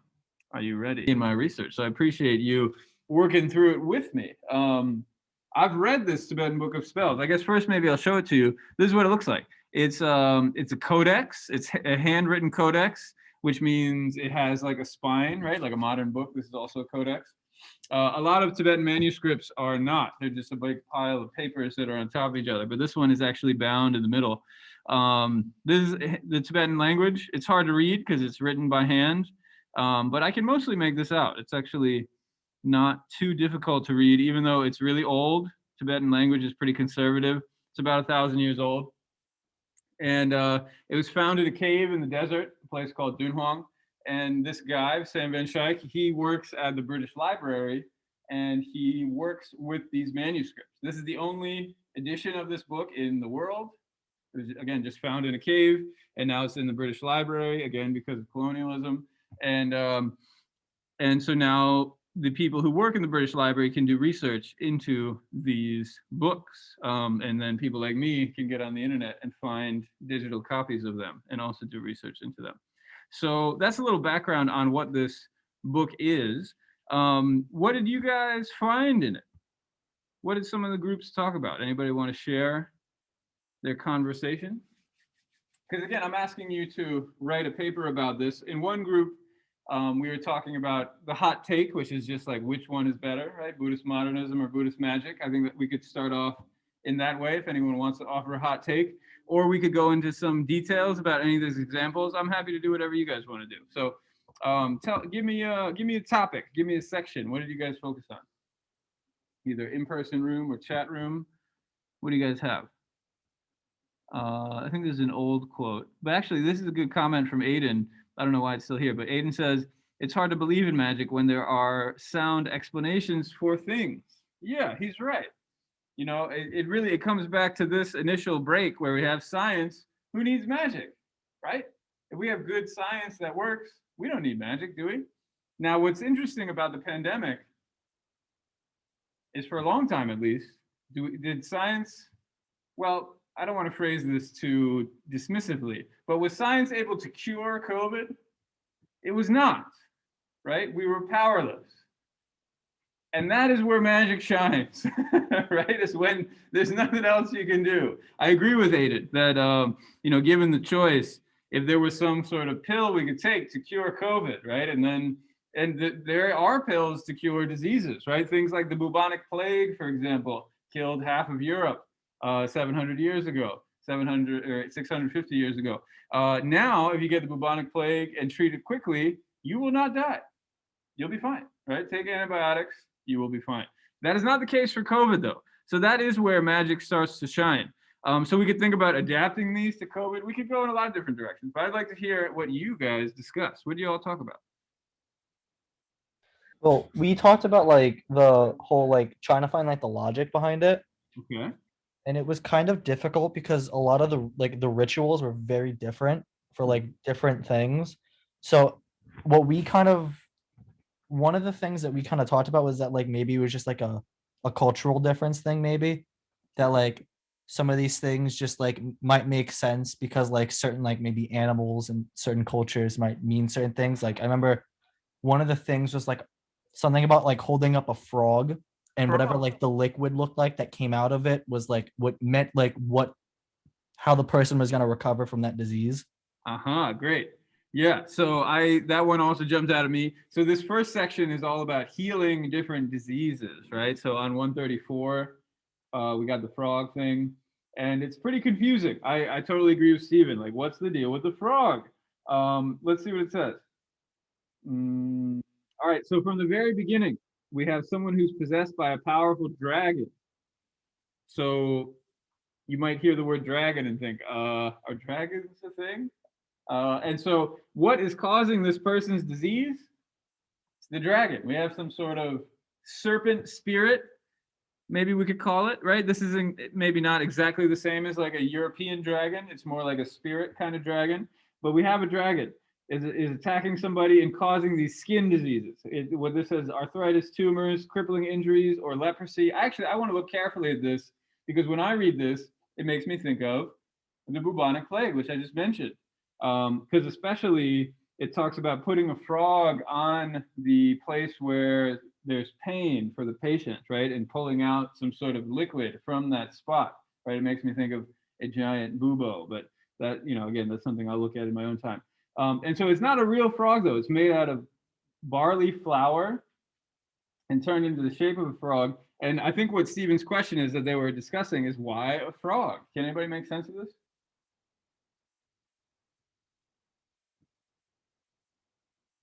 Do frogs and dragons have anything to do with each other? I think that's the only hint we really can have here. And I'm not being coy here. I don't know. I don't know the answer to this.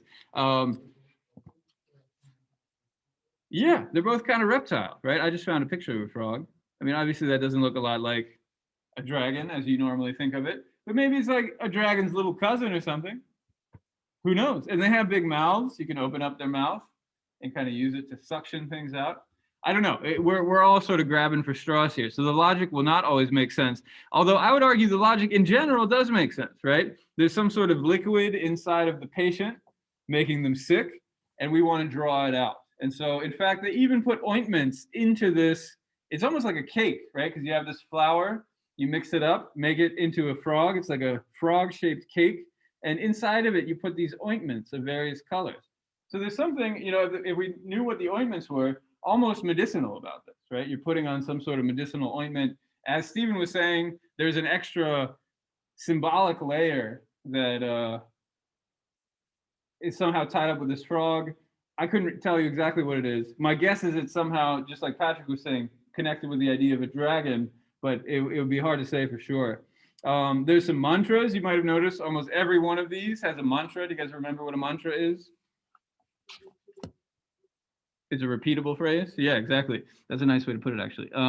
Yeah, a repeatable phrase. It's also just a spell, right? So a mantra is the spell. So it's the magic words. What are the magic words?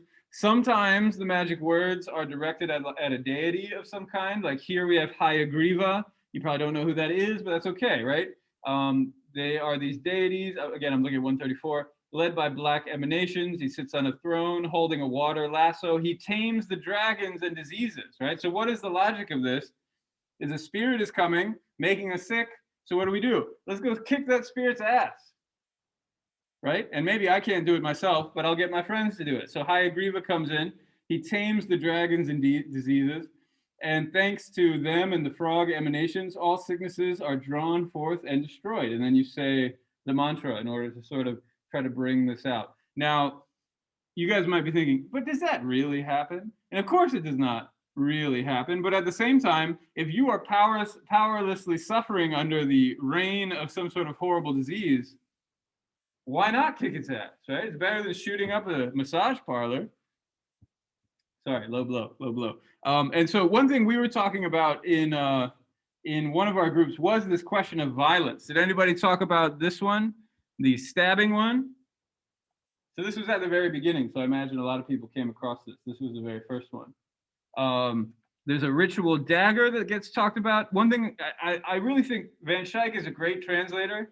It really is, he did an incredible job with this. I just wish he would translate his words a little more. So he used purbu all the time. This is a Tibetan word. Why not just call it a dagger? I don't know, but this is what he was talking about. This is a purbu. Now, when a lot of you saw that, you were probably very disturbed. Like, are they really stabbing someone? And the answer is yes, but not like through the hand, right? It's like they're hitting the hand with this dagger in a symbolic fashion. This is a ritual stabbing. Are they really stabbing the patient? No. What are they stabbing then? If they're not stabbing the patient. I mean, they are like hitting the hand, but they're not trying to impale the person. They're not trying to injure the person. So what are they stabbing then? The sickness itself. The sickness itself, right? It's giving a form to the sickness. Have you ever seen those images of COVID with the little like crown thing sticking out, right? I mean, they're everywhere. And so it lends itself to ritual form, let's say. You know, I imagine that that's probably based in reality. I'm not a whatever microbiologist. I don't know exactly what COVID looks like, but I imagine a lot of the cartoons are, you know, kind of creatively done. We have given a form to COVID. Does COVID have a real physical form? I mean, kind of, sort of, but not really. Not really. It's basically just air that's sick, right? That's why we're all wearing masks now, you know, and all year.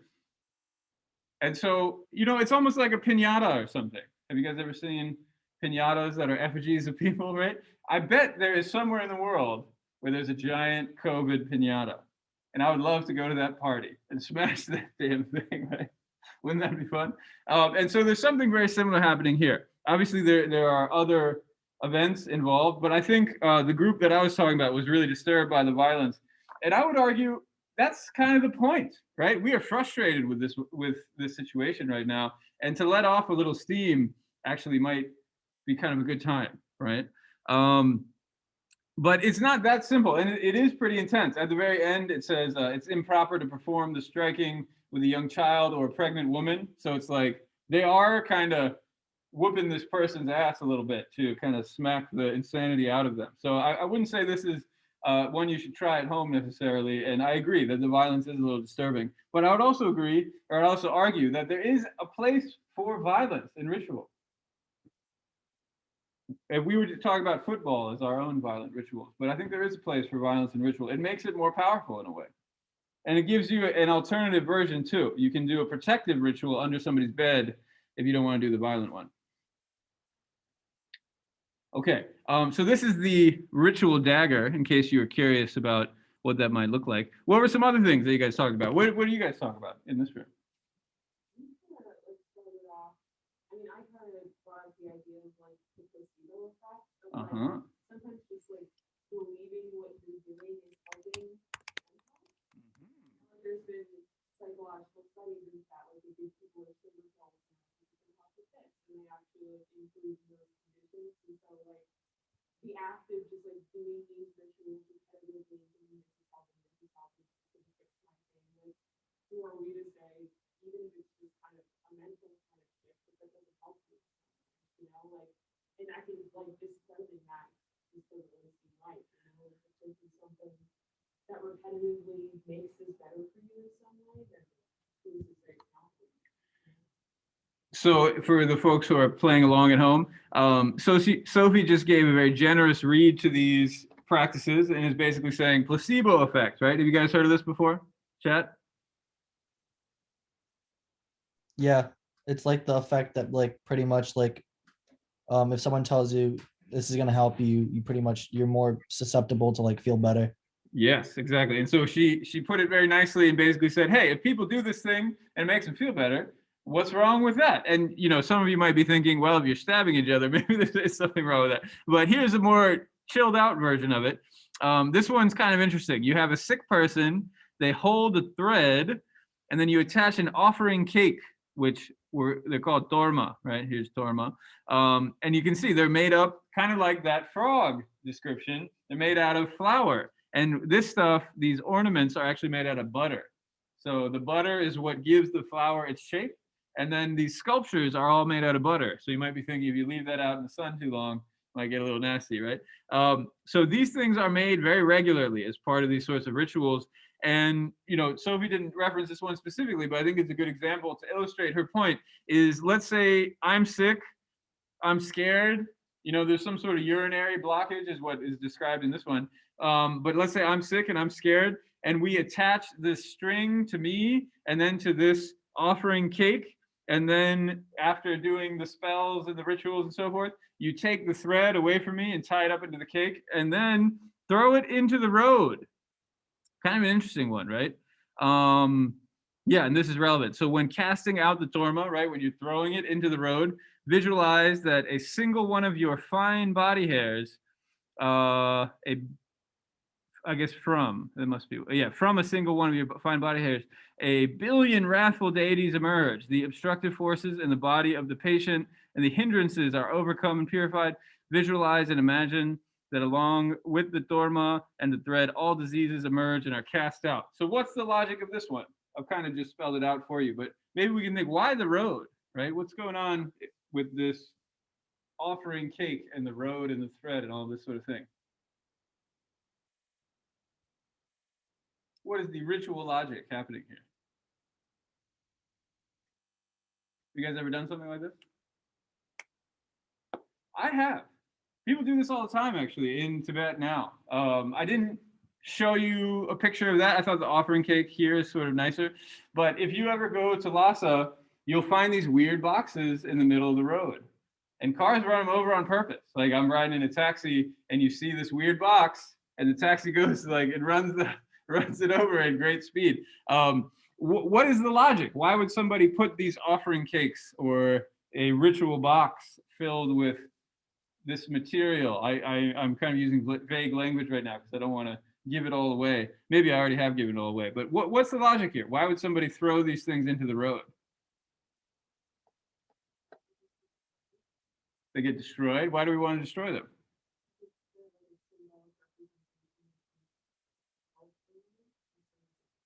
Is it to like symbolize the disease? Symbolize the disease? Yeah. Sophie was saying it's like a physical representation of your ailment, right? It's almost like, I'm sure you've heard of blessings. We've talked about blessings in this class. If you go to a relic of the Buddha, you might get blessings. Remember that? Right? And especially if you touch it or even connect a string to it. Some people do that, actually. If you touch it or put your head on it or put your foot your hand on the foot of a Buddha or something like that, it's good luck. It's a good blessing. This is sort of the opposite. Right? And we often don't do this in our society because we like blessings, maybe, if you're into that sort of thing, but there's no room for this sort of pollution, is one word for it. Ritual pollution. But if you give disease a form, this is the logic. If you give disease a form, you can kind of grab onto the string, put it into the sacrificial cake, right? And it's made to be destroyed, right? And then just put it down the road and run it over. You could imagine a version of this where they don't use a sacrificial cake. Perhaps they use a goat. Have you ever heard of a scapegoat ritual? That's what this is, right? It's a scapegoat ritual. It's vegetarian, of course, but it's the same sort of logic. Is you cast your bad luck, your misfortune, all of the bad stuff in your life, you get rid of it, and then you destroy it. With the scapegoat, you kill it. Or just set it free. I think there is a reference to this in the Bible, and I think one of them, there's like two of them, and one of them wanders around, something like that. So anyways, in this particular example, there's a sense that all of these wrathful deities are coming out and pushing this stuff out of the patient and taking the disease away from them. And as they are doing so, the patient becomes purified, and all these hindrances, all these diseases are overcome. Sounds kind of nice, doesn't it? I mentioned I've done something like this. I remember I went to my Tibetan teacher's house. It was the New Year. Actually, I think it was the night before New Year's Eve, because there's 30 days in the final lunar month. And then on the 29th day, you have this special soup that has 9 ingredients in it. They call it gudhuk.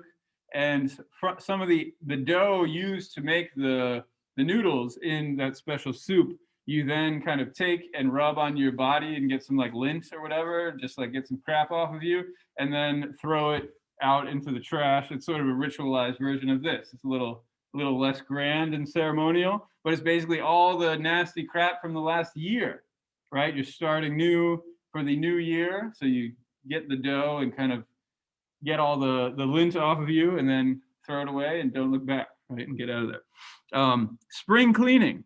Have you guys done any spring cleaning yet? I did some spring cleaning this last weekend. Cleaned my bathroom, clean all sorts of stuff, clean the stove, right? The sort of cleaning that I don't love doing, right? That I do as rarely as I can get away with.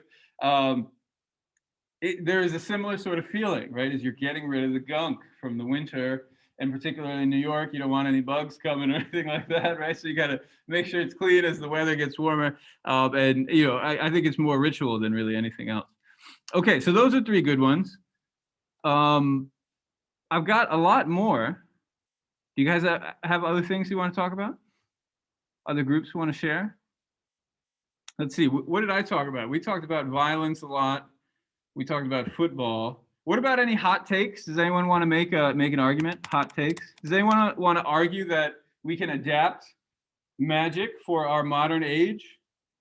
This is going to be the harder argument. I think a lot of you will resist doing it, and that also is fine, because again, this is the weird stuff.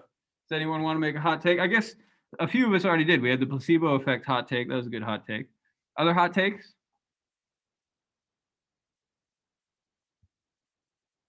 One thing I skipped over, maybe I will show you as you're thinking of your hot takes, is who is doing this, right? It's kind of an interesting question. When you do research into these old books, this is something I always ask, right? Is who made this? If it's a ritual, who's doing it? Who's this for?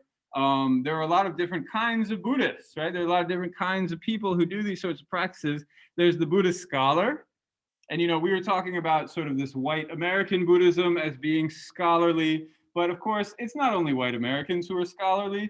The people I go and hang out with when I'm in Asia are also scholars, right? So it was a bit of a false dichotomy that I was presenting there. It's a useful one. It helps us think about what's happening in American Buddhism, but it's not 100% true. There are scholars, right? The Dalai Lama, Thich Nhat Hanh, these people who read and write books, right? They are Asian representatives of their traditions. And so throughout Tibetan history, they're usually monks, which means they're usually celibate. They read and write books. They live in monasteries, right? Monks and nuns. Then there's the adept. We haven't really talked about them. They're also usually monks, sometimes not, but they're doing meditation and ritual practices. And those are kind of different, right? I told you not very many people meditate. It's a very rare person who does this. But again, it still happened. Maybe they might even write a book about it. Some people were good at both of these things. They might meditate and write a book about it. And, you know, just like in our society, it's the very rare person who actually ends up writing a book. But the Buddhist wizard is sort of it's a lesser known category. Like I said, this book is pretty new. There's another book called Buddhist Wizards that I read pretty recently. And there's sort of a movement to figure out who these figures are, because they weren't the most famous people. But there's this one figure in Tibet who did become very famous named Padmasambhava. And you can kind of tell he's got sort of a wizard look to him. Can you guys see that? So he's got, you know, this special hat on. These are his 2 wives. They're much smaller than he is, but that's often how these things are represented in a mandala. I think we talked about that before. And he has this staff that you can't really tell, but there are skulls and various heads on it, and there's sort of a trident at the top. So he's just like this badass who basically, his main story is he came to Tibet and exorcise the demons. And so again, this is something I do research about, is I read stories about this figure, and I think about what sort of role does he play in the cultural imagination of Tibet. And so he is a lay person. He is not a monk. He is not celibate. And he is kind of the quintessential Buddhist wizard. Now later, people don't even call him wizard anymore. They might, if they kind of know the special language, Vidyadhara. But he basically becomes like kind of a more mainstream Buddhist practitioner. So I told you that this book is very old. The Book of Spells is like 1,000 years old. Eventually, these sorts of rituals sort of get what one of my teachers has called deodorized, where all like the violence and all that stuff gets sort of scaled back. It all becomes symbolic. It's all against your negative emotions, just like I told you at the beginning of class, right? And you're not actually stabbing anybody or doing any of the sort of the fun stuff. But at this period, you know, that's what's so special about this book, is it's kind of a direct glimpse into what this random book of spells, the ritual collection of Bhikkhu Prajnaprabha, a direct glimpse into what Bhikkhu Prajnaprabha was doing, or at the very least thinking about doing. So it, even in the Buddhist tradition, there was some ambiguity about these practices. Like, should we really be doing this, right? Maybe we should just stay at home and write books and meditate. Maybe that would be a little bit better. But what I find very appealing about this tradition is this group maintains a certain amount of power. They maintain a voice really down to the present. And so that is one reason we are focusing on them, is to see them for what they are. So I think people are out of hot takes. We're in the long final 10 minutes of the day. Maybe I can just keep rolling with you a little bit. If you don't mind, I can just summarize some of this for you. So this first part is the healing mind and body. That'll be a good part for you to write about, right? That first section, there are 3 good examples you can go to. There are sort of select sections from these later ones, like we have these 3 deity cycles, and there are some parts that have some healing implications. The controlling the weather part was cool. I think someone was saying, was it Joseph was saying he thought that was cool, and it is pretty cool. Not much on healing though, right? So it's not totally relevant for what our purposes are. But if you're just interested in talking about magic, right? Controlling the weather is a good thing to try to get involved with. This one about fortune telling and prophecy. I think we've talked a bit about prophecy before. It shows up again here, right? If we are doing magic practices, why not learn to tell the future? Why not learn to tell the past and the present, and especially with multiple lives, everything in between? And then curing the diseases in animals. Animals are important, right? Especially in Central Eurasia, where it was too dry and the soil doesn't really match agricultural very well, agricultural means of production very well. So most people, maybe not most, but a lot of people were nomads. And that word gets thrown around a lot these days, but that basically just means herders, right? People who lived with animals. Yaks in particular, in Tibet, yaks are very popular. So all the butter I was just talking about, that would be yak butter. It'd be coming from female yaks, which in Tibetan are called dri. Then there were pregnancy rituals. This is something that, is a part of life. None of us would be here without it. And yet it is medically dangerous and kind of complicated. So we shouldn't be surprised that there would be rituals about this. And then there was some final prayer. So actually out of all of these, almost every one of them has some kind of medical connotation, maybe with the one exception of the weather piece. So I just sort of summarized some of them in the slides, but there's a lot that you can find too. So I encourage you to look for it. Brikuti had a cool thing about capturing an illness in a small trap. And so again, what is one sort of theme that we see across all of these rituals is that disease is not in our organs or in our blood or in our humors. Have you heard of humors before? Maybe you haven't heard of humors. It looks like the word humor, like, someone's funny or something like that, but it's referring to what your body is made out of. So in Greek medicine, they talked about the body being composed of 4 humors. In Tibetan medicine, the body is composed of 3 humors. Let's see, the Greek is,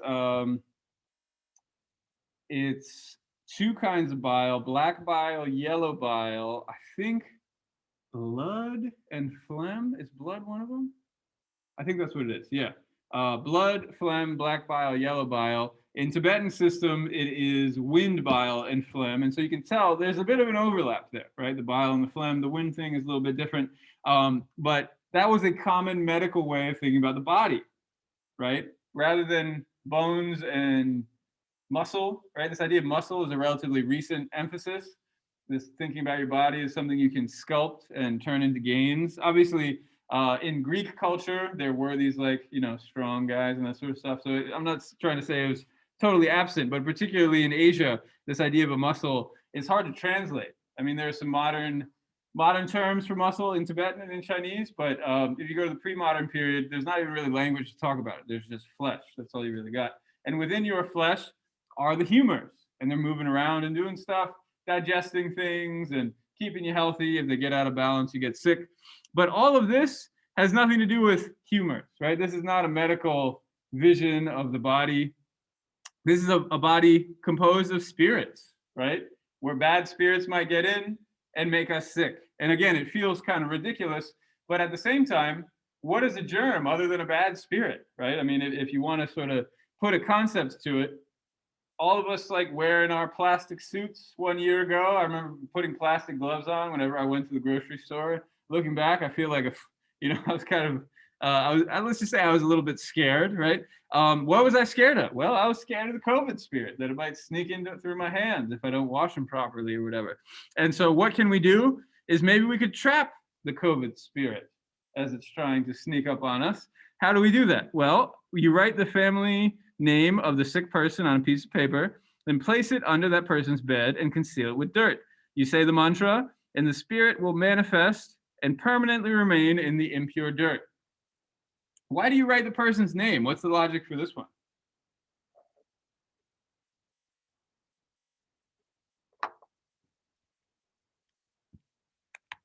Why write the sick person's name?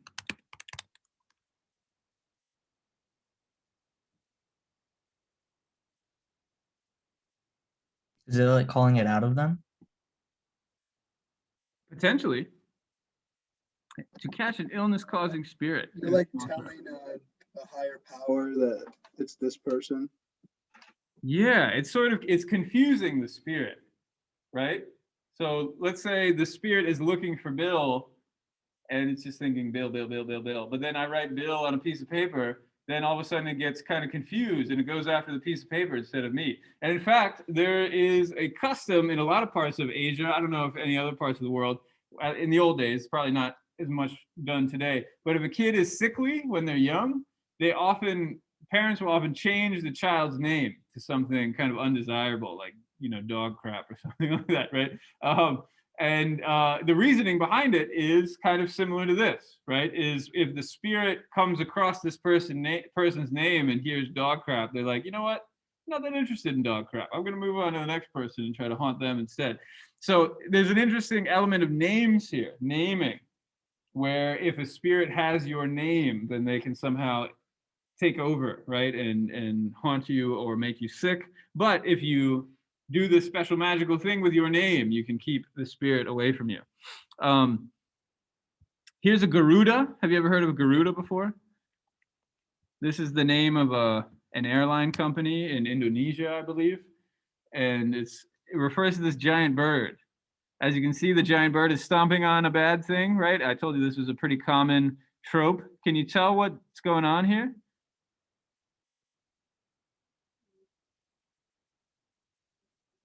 Kind of looks like a snake. Did we talk about a serpent spirit earlier? Dragon. It's a dragon. It's a dragon. So another word for dragon is naga. That's the Sanskrit word. The Tibetan word is lu. The way that Van Schaik translated is dragon. And there's a reason for that. In Chinese, dragons are called long. And long is translated into dragon. Naga, when it goes to China, is also called long. So there is sort of a conceptual connection here. But it's the more serpenty kind. And it's half human, half serpent. So why do you think a Garuda would be helpful? If a dragon is causing disease for us, do bird spirits and snake spirits get along? What's he eating here? Looks like another dragon. He's eating it. A serpent. Yeah, he's eating the snake. So there's a sense that snakes make us sick, right? And there's a similar sense that if a snake bites you, you get the poison of the snake inside of you. So it's the Garuda that protects you from the snake, that protects you from the diseases that the snake causes. So there's a little bit about healing poison. It's pretty straightforward, right? It's just you're visualizing the special white nectar and the harm of the poison will be destroyed and the person will be fine. You say the mantras, you bring up the Garuda. So this is a very common figure in these sorts of healing rituals. I'll introduce you to one more deity. This is one you've actually met before. This is Guan Yin, but as a man and with 1,000 arms and 11 heads. 11, right? Yeah. So I think I mentioned Guan Yin takes many forms. This is a very famous one. And so in each hand, there's also an eye. And so this is called 1,000 arms, 1,000 eyes, 11 heads. And we see mentions of the 1,000 armed Avalokiteshvara. That's why I mentioned him here. And also talk of skin diseases and ways for treating it, using various powders and things, mostly just mantras, so nothing too special here. But I wanted to show you Avalokiteshvara shows up here also, the Bodhisattva of compassion. would make sense that they would come out and heal somebody. And then finally, this pregnancy one. Let's conclude with this. It's a little disturbing, but we can give it a try. So if a demon comes for your unborn child, you must quickly grab a 5-pointed vajra. Remember vajra, right? So there are 5 pointed ones where it's sort of 3-dimensional. They're like 2 on an axis, and then there's a third one in the middle. A 5-pointed vajra, and command it with the words, "I bind you with the 5 fetters and offer you the 5 kinds of puja." Puja is like a fire offering. And then you imagine that fulfilling their vows, goddesses come from the sky to protect your womb and make your child stay there. When you thwart a demon with this method, its head will burst into 7 parts like the fruit of the arjaka. I looked this up. It's some kind of basil fruit in South Asia. So what is this supposed to help with? What common ailment, if I can even call it an ailment? What is this for? Protecting against miscarriage, right? It's kind of heartbreaking, isn't it? And it you know, as I think our society knows, I think there was a thing with Chrissy Teigen a few months ago, right, where she lost a child and was heartbroken about it, right? This is an incredibly traumatizing, very difficult event in a woman's life, and the fact that there are tools to, at the very least, make somebody feel like they have some agency in this whole process, right? That they can protect themselves from the demons who are trying to take their unborn children away from them. Again, it breaks the heart to think about it, but it also is kind of encouraging to think that, you know, you can, oh, there's a demon trying to take your baby away, crush its head, right? And it will burst into 7 pieces. What a badass mom that is protecting her baby with this. And there's more to it than this, actually. I had to cut it down. I forget exactly what I cut out, but you can turn to 161 if you think that one's interesting. You can go into more detail. Okay. I know that was a long class. We haven't had a full class in a couple weeks, so I felt we had to go to the end today. Good job, everybody. We made it together. I'm more energetic than I was last time. Maybe you can tell, even though I got my shot yesterday, I still feel pretty good. Do you feel like you can answer this question now? You got your modernism, you got your magic. Now it is up to you to make a hot take. You can decide which one you like better. Hopefully I've made a case for magic. You don't